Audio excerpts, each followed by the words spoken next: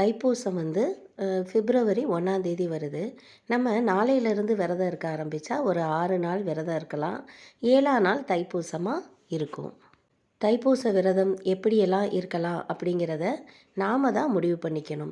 ஏன்னா பல யூடியூப் வீடியோவை பார்த்தோ இல்லை மற்றவங்க சொல்கிறத கேட்டோ நம்ம செய்யணும் அப்படின்னு ஆரம்பித்து நம்மளால் செய்ய முடியாமல் போனால் அதனால் நமக்கு தான் மன கஷ்டங்கள் நிறையா வரும். நம்முடைய சூழ்நிலைக்கு ஏற்றவாறு நாம் இந்த விரதத்தை எப்படி இருக்கலாம் அப்படின்னு நாம் முடிவு பண்ணிக்கலாம். விரதம் அப்படிங்கிறதே கடவுளோட நம்ம அருகில் இருக்கிறது தான், அவருடைய நினைவாக இருக்கிறது தான். அதுதான் முக்கியம்.